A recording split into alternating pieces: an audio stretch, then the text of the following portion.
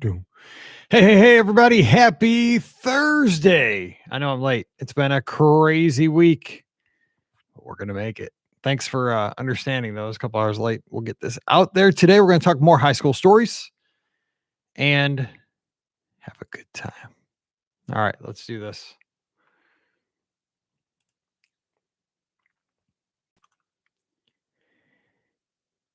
Well, hey, everybody. Happy Thursday, and welcome to episode number 40 of Mike in the Midwest. It's a mini podcast for the amazing patrons of the Be Our Guest podcast. I hope you're doing well. Hope you're having some good weather wherever you are in the world. I know our friends down in the deep south and the mid south, they're going to have some big thunderstorms today. So please stay safe down there in Mississippi, Georgia, Louisiana, Alabama, Tennessee, all that area. Stay safe. I know that we got some big rumblers coming through, and I'm thinking of you and praying for you guys wherever you are. Hope you're just doing well. Thank you so much, as always, for being a patron of the show. I appreciate you guys letting us keep doing the Be Our Guest podcast. We love doing these 4 shows a week on the feed. And of course, one of my favorites, I've talked about this for the last couple of weeks. I really love the Sunday night shows. And I truly hope that you'll join us every Sunday night at 7 o'clock Eastern, 6 o'clock Central. We open the phone lines. We take your calls. We talk about everything that's going on down at Walt Disney World. And there's a lot to talk about with the 50th coming up. Lots of new attractions. And last Sunday night, as I recall, we had conversations about how Disney gets from today with all the COVID restrictions and safety measures in place to how they finally work themselves back to, more normalcy, what it was like pre-COVID, what it was like last February of 2019 or 2020. So it's going to be a fun journey. It's going to be an exciting time if you're a Disney geek, because I think one of the things that we enjoy as Disney fans is the details and the process, right? I think that's the biggest thing for me, is that if you're a fan of something, obviously I played a lot of baseball, played it in Little League, Corey League, it was called here, middle school, high school, could have played in college. I decided to speed skate instead. But the thing about it is, if you're passionate about a subject like I am with Disney, the details are where the fun is. Ask any elite athlete and they'll say that they enjoy practice. They enjoy the process. They enjoy the film study. They enjoy shooting 150 free throws after practice to refine their craft. And I think all of us, whether you work and travel or not, if you're a Disney fan, you enjoy just the minute details of what makes Walt Disney World what it is and the psychology of it all. And I think it's going to be interesting to see how we get from today's circumstances to back to pre-COVID. So we're going to be walking through that. And of course, every Sunday night, we'll be getting some news. We'll talk about that. Of course, we found out this week that the confectionery and the chateau where they sell the hats are kind of going under refurbishment, but they've said for the 50th. So who knows what that means, right? I guess we're going to get a whole new look inside the confectionery. I like the confectionery. I mean, I don't think it looks bad at all. But Disney's pretty creative. Maybe it'll come out the other side and look a lot better. Especially, I think the chateau that could use a little work. that place over there, kind of like an afterthought, I think. So I'm excited for a rework of the chateau over there, kind of in the corner, next door to the confectionery. You're facing it as you come into Town Square at the Magic Kingdom, next to Tony's. And it's if you ever run the Walt Disney World Half Marathon or Marathon, you run right past it. Well, we used to come in that big gate there in front of the chateau. It was on your right, but now we tend to come in right under the train tracks, and it'd be dead ahead, kind of to your right as you get that turn to Main Street, USA. So today we're going to be talking about just some, high school stories that I had, and maybe a few other things. And before we do that, I'd like to kind of tell you what's going on in my life. I don't know if you like this or not.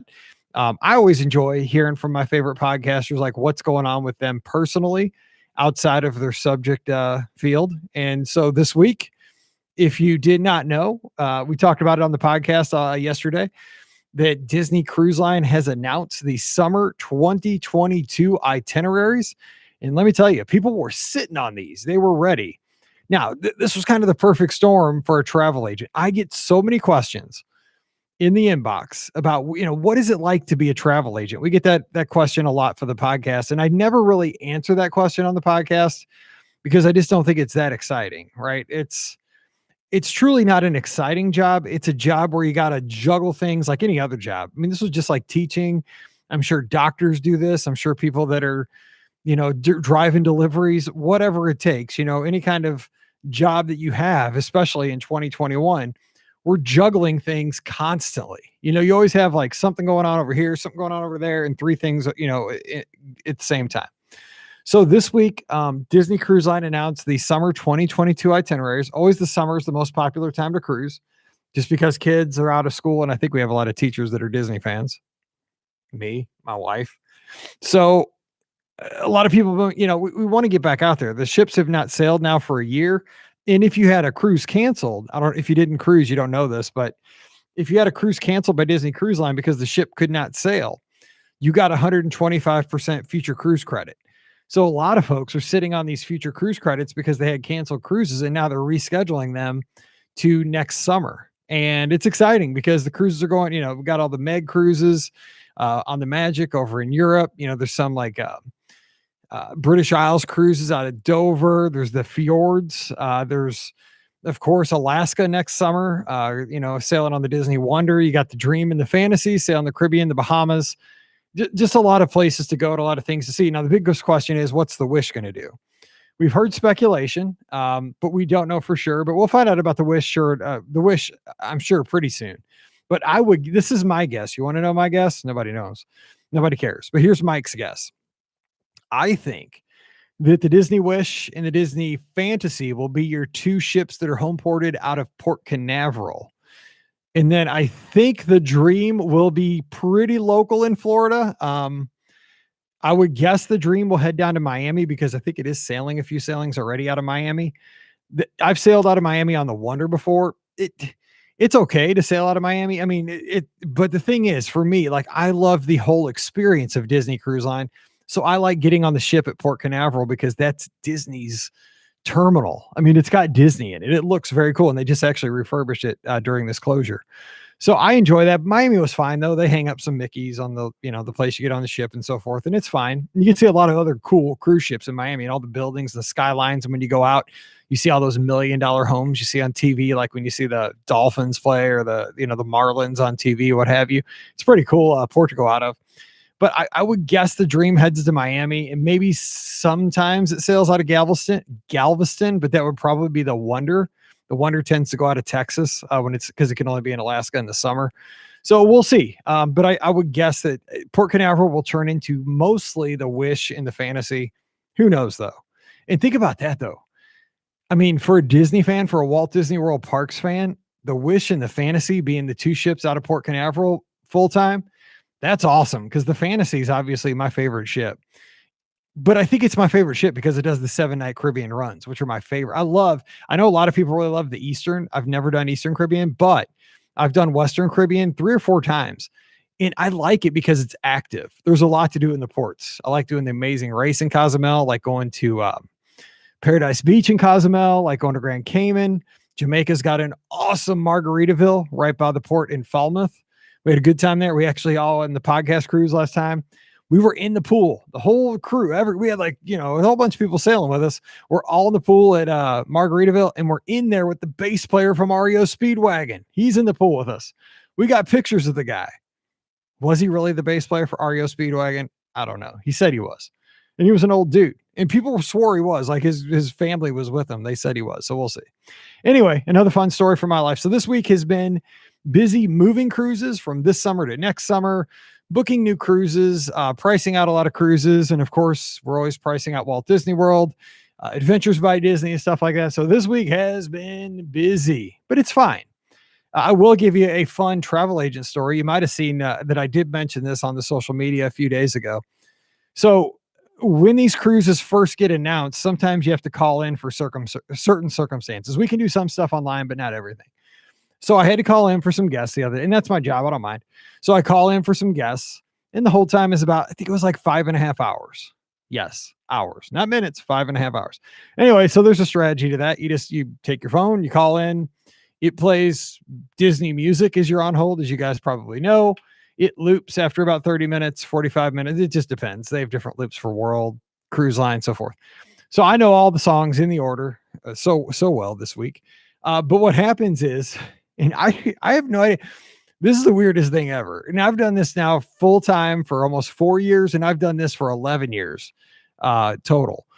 So I'm on hold. This was on Tuesday, which was the Gold Castaway Club day. So you had to at least sail 7 times to be eligible to book on Tuesday, I believe. Anyway, so I'm on hold trying to make a change for a guest, waiting, on hold for like 2 or 3 hours. And of course, you're working while you're on hold, right? You're doing all your other stuff, your record keeping, you're answering questions for guests. I mean, you're always multitasking. So you're not just sitting there on hold unless you catch up with your work, which is, I would love to know how that happens. Anyway, so I'm on hold. After about 50 minutes, the music stops. And now, see, that's the worst thing for a travel agent. You don't want the music to stop and the phone to go dead, because then you start second guessing yourself. You're like, oh my gosh, did I get dropped from the queue? Oh my gosh, did I get hung up on? This is just, and I know some people have been like on the annual pass holder line where you've had to wait for hours. You guys know my pain, right? You're just, because then you got to decide, you got to make the decision. Do I hang up? Like, I don't even know if I'm in the queue anymore. Am I not connected? What's going on? So anyway, tip number 1, always hang in there, because at least if you can see the counter moving on your phone, you're still connected. And I am not kidding. I mentioned this, and one of our other agents hit this, Jonathan Buckley. He told me last night he got this, and I got it too. The phone literally goes silent for about 5 minutes, no music. Then it comes back. And if you listen super closely, now I remember for the 45, 50 minutes before this, it's been playing, Tiana music. It's been playing Beauty and the Beast. It's been playing A Whole New World from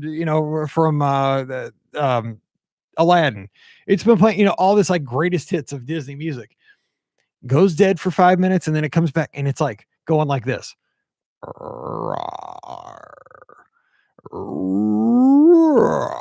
And it does this for like 20 minutes. It's just like growling at me. It's like some kind of monster is going to come out and get me. So now, before I was second guessing myself, like dead air. Like, am I connected? Should I hang up? Should I just retry and just get back in the queue before it gets, where the line isn't picking up, stuff like that. So I question myself. Now I'm really questioning myself. A, am I losing it because I've been on the phone so much this week? Like, is that phone growling at me? On top of that, Riley's here, and she stays by my side everywhere I go in the house. She starts barking and growling at my phone that's growling from Disney Cruise Line. It was the craziest thing, but it does still do it, because it did it to me this morning as I was working for guests. Anyway, that's the stuff that a travel agent goes through, right? You have your weird stuff at your office, I'm sure. And that's one thing. I've never worked in an office ever. I've never had a job where I have a cubicle or like a company assigned desk or computer. Nothing like that. I think that would be awesome. I've never tried it. I'm probably too old at this point to ever get an office job, but I think it's awesome. Just kind of a side note for Mike. But yeah, it was interesting that the phone started growling at me, and I'm thinking, what did I get? Now, not only did I not have music, am I now on some kind of Hollywood Horror Nights line? I don't know what's going on. Why is this thing? And then all of a sudden it goes dead after it growls at me for about 10 minutes. It wasn't short. It was like 10 minutes. Goes dead for another 5 minutes, and then bam, back to the top of the loop. It's playing A Whole New World again. Travel agent. Yes, I chose to do this with my life. No, I appreciate all you guys that support us over at the Magic for Less, but I just want to give you a little dip into my life, and I love hearing your story. So here's what I want, because I love comments to start the show. Give me some comments. What's the weirdest thing that happens in your line of work? Like, what's one of those things just like, I thought it was crazy for already. Now it's another level of crazy. So when I was a teacher, countless things could happen. Like, is this a nut house in your classroom, and then something else? Like your kids won't sit still. Somebody got in a fight with somebody else, and then all of a sudden you turn around and your classroom's on fire. I was like, oh, I thought it was bad when the kids were fighting. Now we got a tornado drill. Now there's a tornado warning. Perfect. That kind of stuff. So tell me in the comments, what are the crazy things that happen in your office, wherever you work, outside, if you work in construction or something like that. I love hearing stories, and I love sharing stories. So make it quick, but put it on Patreon, and give me that comment below one of the either the audio or the video feed for today's show. Okay, so real quick, last week we talked about Saturday afternoons, because it's weird. Saturday afternoons are kind of a strange beast. I talked about how Saturday mornings were awesome. You would get up, grab your cereal bowl, watch your cartoons, didn't have to go to school. It was awesome. But then once the cartoons ended, you were kind of like, what am I going to do with the rest of my day? And you kind of got a little sad because the cartoons were all over. But then comment by Wade, my good friend Wade up in Nebraska. Wade, thank you for being a patron. I sure appreciate your friendship and you doing that. He says, so today I went for an afternoon run when the wind died down and listened to this episode. I swear when you said you would get sad when cartoons ended, but another show started, I yelled out loud to myself, Twib. And then you said it. Twib is this week in baseball. Doot, doot, doot, doot. Greatest show ever. Here's a side note with that. This is Mike in the Midwest. I go on tangents here. That's kind of the thing. Right now we have every sporting event known to man available to us in some way. Excuse me. Whether it is ESPN, ESPN2, ESPN the Ocho, just kidding. ESPN Plus, you can stream everything. It's a blessing, right? Because I get to watch all the Mizzou women's basketball games on ESPN Plus, where they probably wouldn't be all on TV most of the time. So we get to see you can watch cricket, you can watch all kinds of stuff. And that's great. But here's the thing. Back in the day, in the 80s, This Week in Baseball was like, MLB Network condensed into 30 minutes. You can know everything's happening with every game, every player on MLB Network. It's 24/7 every day of the year. But This Week in Baseball, if you were in St. Louis, you didn't have any idea what was happening with anybody for the Seattle Mariners or the Los Angeles Angels or the California Angels back in the day, or the Brewers when they were still in the American League, or the Yankees even. Like you were not connected to these teams that were out of your market. But you got to see these great players. Like I got to see George Brett. I got to see Nolan Ryan highlights when I was a kid. Pete Rose. All these great players. Joe Morgan. I got to see all these guys that I emulated. It wasn't just my world of the Cardinals. Ozzie Smith, Tommy Herr, Keith Hernandez, Daryl Porter, Bob Forsch. It expanded, but it went so fast. And if you'd have told me when I was 12, we could watch everything, every game you want, anytime, I said you're crazy. Again, I'm old. But yeah, This Week in Baseball was just a godsend. And then Jimmy Jones, it says, hey, Mike. So I say, hey, Jimmy. Hey, Rhonda. He's down in Texas, down in Houston. So I appreciate that. All right. So I said that I would jump into some high school stories. So let's do that. I kind of left you a couple of weeks ago with my crew. My crew, just to remind you, was my good buddy Corey. And he was a kid who moved to Florissant, Missouri, from the country, from a little town called Staunton, Illinois, for our freshman year. And we met at basketball tryouts because we were totally miserable in the cold October rain, running 2 miles in the rain at the middle school, trying to make this basketball team. Corey was a little bit taller than me. I was about 6'2". He was about 6'3" or 6'4". He's a tall dude. And he made the team, and he was on the team all 4 years of high school. So I only made the freshman team. Then I got really, really sick, ended up in the hospital, couldn't play my freshman year. And then I could practice my freshman year. I couldn't play because I couldn't have contact because I had something wrong with my liver. And so I never played sophomore, junior, senior year. I'll be honest, I probably wasn't good enough at that point. We had a really good basketball team, but Corey was on the team all 4 years. So that was kind of fun. I also mentioned my friend Fred. His family had come over from China. He was super smart. If he ever got a 98, that was terrible. Corey and I were like a 98, pretty awesome. Fred freaked out if he didn't get 100% on every assignment. And then my good buddy Ray, whose family was down from Mexico, he came up, and so we hung out. My friend Corey's mom always called us the international crew. And we were, because in high school, I dated a girl who was from Thailand. And you will not believe this story, but she was royalty in Thailand. There was apparently, and I never saw it, but there's apparently a book written about her life that her dad was like a king or a prince or something in Thailand. He was royalty in Thailand. Her mom was here from St. Louis. Somehow they met. It's some kind of an exchange thing. And she was born in Thailand into royalty, the mom from St. Louis hired somebody to go to Thailand, kidnap her, and bring her back to the United States. It was crazy. We dated for like 2 years. I don't even know that she swore it was true. So we'll see. But again, I was in high school. I could have been made up. But anyway, so I had a girlfriend from Thailand. Corey's girlfriend who was the daughter of somebody I taught with later on in life. She was from Korea. And let's see, we had, I'm trying to think.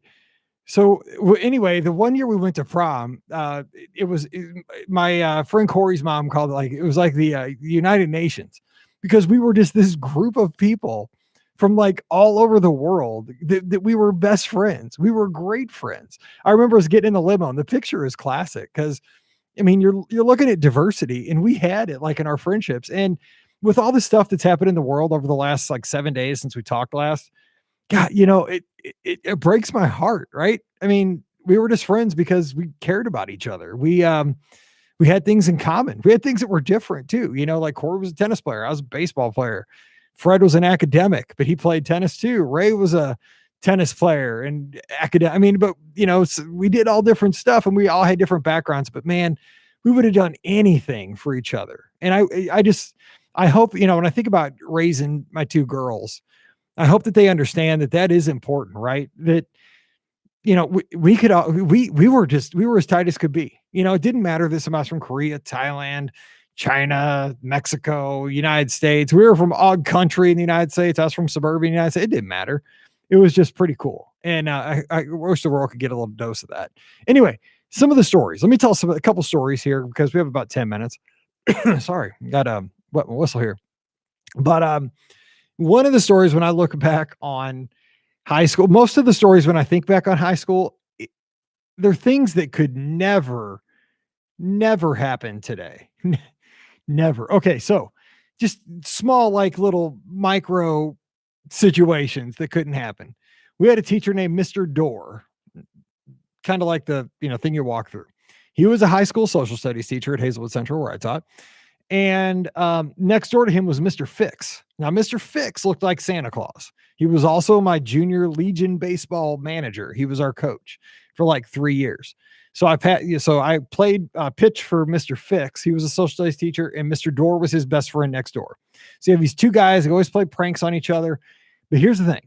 Mr. Dorr, if you missed your homework, like if you didn't have your homework in, he had a gigantic Godzilla in his classroom. It was an inflatable, probably about 5-6 feet tall. The thing was huge in the corner of the room.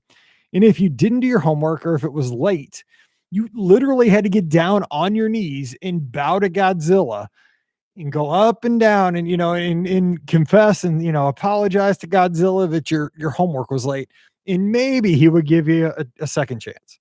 Maybe if you were genuine in your apology. So that probably is not flying today. Here's something that absolutely wouldn't fly today. It was in Mr. Fix's classroom. Next door, again, social studies teacher. I had him for honors European studies. He, I still can't believe he did this. On the front of the board every year, he had the HOF. Now, you can probably guess what the HOF stands for if you're a sporting fan, right? It's the Hall of Fame. And you never wanted to find your name on this part of the whiteboard in front of the classroom. You might think, oh man, I want to be in the HOF because it's a Hall of Fame, man. That is a mark of distinction. Yes. I want to be on, because remember in high school, right? You would have like 6 or 7 sections of a class. So if I had Mr. Fix for like second hour, I might jot something on the board for my friend in fifth hour and hope it sticks around so he or she can see it. You pass through the same teachers and you have your kid, some of your friends are in first hour, third hour, seventh hour. It didn't matter. Anyway, back to the HHOF. Have you figured out what the H stood for on the front of it yet? Yes, it was the Hickey Hall of Fame. And so if anybody came into class with a hickey on their neck, Mr. Fix would he had a good eye. He could find it, or a lot of times people would call it out if you didn't have really good friends. He'd get out the ruler and he would measure the width of that old hickey, and he would put your name up there, the date, and the measurement. And then by the end of the year, you had a Hickey Hall of Fame champion. Now, the problem with this was that he put in that section of the board, do not erase. Remember when your teachers would do that? So the janitors or the custodians would not erase that part of the board. Yes, that was there. So if you got one early in the year, say during football season, and then open house happened in September, October, yes, your parents might ask, hey, why is my kid's name up on that board? What kind of Hall of Fame are they in? Oh yeah, they're in the Hickey Hall of Fame. Probably not a thing of distinction you wanted to have happen. So doubt that happens much anymore. Okay, back in high school. So let's get to Corey, Fred, Ray, and Mike, the four amigos.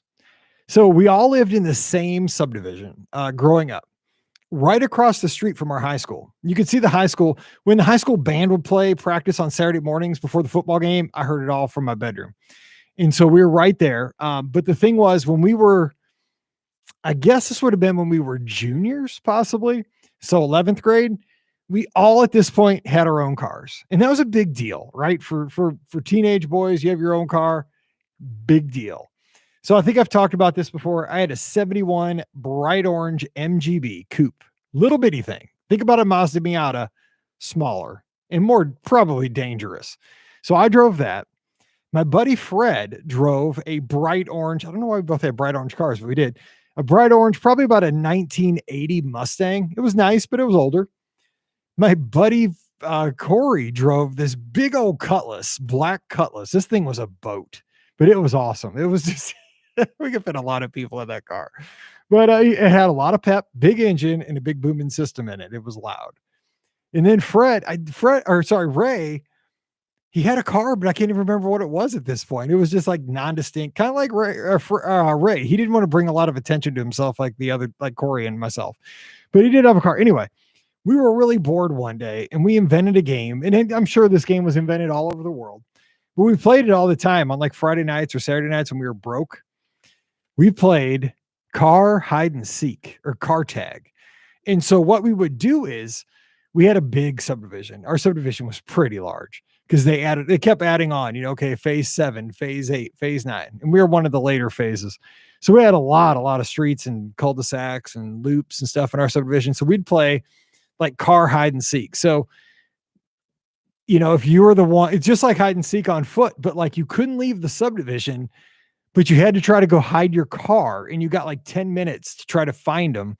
And the way you would show it, like the way you tagged them is like you'd flash your lights at them. And you had to kind of be honest there, but like you would try to, drive somewhere in the subdivision. And like if you saw somebody coming, maybe try to go the other way. You didn't have to stop rolling. You could park if you wanted to, if you found a good parking spot, maybe in somebody's driveway that you didn't even know, behind another car. Or you could just kind of keep rolling. And like if you saw somebody turn in, try to get out before they flash their lights. We did that all the time. I don't know if anybody else did that, but yeah, we did that all the time. Okay, one more story. Again, about cars, Fred, Corey, and Ray. I don't know if I told this one last time. Did I tell this one? I told it to my wife, so I can't remember if I said it here. But if I did, I apologize, but it was worth it. So our senior year, it was you were not allowed to park on the lots at our high school unless you did some kind of like a DECA program, or, one of those programs where you go work at a business. Like some of our, when you're a senior, if you were in business, you might go to work like at the McDonald's to get some work study, stuff like that, where you left after lunch. They could park at school. We couldn't. We'd always park like on the road and have to walk another mile. We actually probably parked farther away from school than our house was, just so we could drive. Anyway, my buddy Fred somehow had a pass, which he did not. Again, Fred is the real high strung one who had to be the valedictorian. So somehow one day he drives to school and parks on the lot, and we knew it was illegal, but he's a nervous Nelly, but we kind of egged him on like, hey, you'll never get caught. Again, did I tell you, bright orange Mustang? Well, so Corey and Mike, both of us, we had enough credits to graduate after our junior year. So we had a lot of fun our senior year, because while Ray and Fred were taking all these really, really super hard courses, even senior year, we were good. Like both of us were going to become teachers. We didn't need to, get a whole lot of other credits. So my senior year was basically independent living, PE. I only took 4 classes because in the afternoon I taught PE at the junior high is like a off-campus instruction. I'll talk about that someday later, but that was a really cool program. But anyway, we're just kind of goofing off our senior year and played sports. So anyway, Corey, one of his classes was office assistant. So he was in the office all the time. You probably had this in your high school, right? The office assistant would bring notes to teachers and get kids out of class, bring them. Basically, you're just blowing off an hour and helping out in the office. So that's what Corey did. What we did, we're so evil. We had Corey steal a like a detention slip. But I think it was even more than that. It was some kind of a disciplinary form that was used in our school. And so we got together and we filled that sucker out, Corey and I, in the exact precise language that would freak Fred out. So we told him that, and again, this was in like May when he was parking on the lot. So we filled it out and we told him, you are in violation of, something out of the student handbook. This is like a type 2 kind of violation. The consequence for this is that you will not graduate from high school this year. You will have to return next year. This invalidates your grade point average for this semester, and you will have to serve 180 hours of Saturday detention. I mean, we really brought it up. So we take this thing. We're so bad. You're going to hate me. You guys probably think I'm an idiot. So we take this thing, put it in an official envelope from the high school, and we tuck it under his windshield wiper on his car. Now, Corey and I both have practice this day. So I'm on the baseball team. He's on the tennis team. They're both spring sports. We're at practice. Fred leaves early, goes to his car, sees the form, reads it out. We weren't there, but obviously reads the form, freaks out, goes home to his parents. Now, his parents were obviously very strict, had super high expectations for Fred, because he was brilliant. He's one of the smartest people I've ever met. He ended up going to Rensselaer Polytechnic Institute in New York. I mean, I can't even pronounce it. It was a super tech school. Super smart people go there. Anyway, he gets this thing, freaks out. And you had to know Fred, like his eyes got gigantic. Goes home because we just lived right across the street from the high school. Gets his parents. His parents freak out because now Fred is not going to graduate high school, even though he's ranked number 1 in our class out of like 500 people. His parents come up to the high school, want to kill the principal. Like, this is excessive. Principal's like, what? Like, this isn't even real. I didn't write this. There's no record of this. So yeah, eventually we got in trouble. But the good news is Corey and Mike, myself, Corey was we're pretty much alike. We were pretty good at apologizing and tucking ourselves out of hot water. Think Eddie Haskell. And yeah, we got to graduate somehow. And I think that we had to do stuff. I remember I had to drag the baseball field one day when it rained by myself. That stunk. Corey had to do some kind of physical labor. They nailed this, but luckily we only had like 2 weeks of school left and they knew we were out of their hair. So that was one of my favorite ones. Fred, he was hot. I mean, hot, because he thought he was not graduating for real. We got him good. So be careful. Everybody's going to do like pranks like that your senior year. Be careful, because we just wanted to get him fired up enough to tell him, okay, we're just playing with you. We did that. But the problem was we were at practice. Like my baseball coach, like we went extra that day because we were, dogging it or something. Corey didn't get out enough time. We couldn't catch him. He left before us, got home, and then it was all downhill from there. So I have lots more high school stories to share. We did all kinds of crazy stuff, but I would love to hear your high school stories. Did you prank any of your friends and did it backfire on you? What were some of the highlights of high school for you? I got proms to talk about. I got baseball to talk about, but we'll talk about other stuff here on Mike in the Midwest about growing up here. Not just all high school stuff, but I thought it'd be kind of fun because we all have that kind of common background where we had similar experiences, but depending on where you grew up, possibly very different experience as well. All right, back to talking to Disney Cruise Line. I got to get out of here. Sorry that this one was a couple hours late. I appreciate your patience with this one. I was on a long hold there and wanted to take care of my guests. If you've booked with the Magic for Less, thank you so much. You guys are really helping us out, and that's the greatest thing.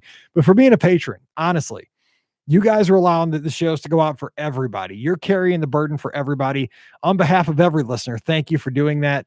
As things get better, we might have to just shut this down. We probably don't need it anymore, but we'll see what we do with that. But I sure appreciate it from now until things get back to normal. I appreciate it very much. So have a great Thursday. Thanks for hanging with me. Again, comments, I love sharing those. Please put those here on the Patreon. Stay safe, stay healthy, and we'll see you real soon. All right. See you, everybody. Happy Thursday.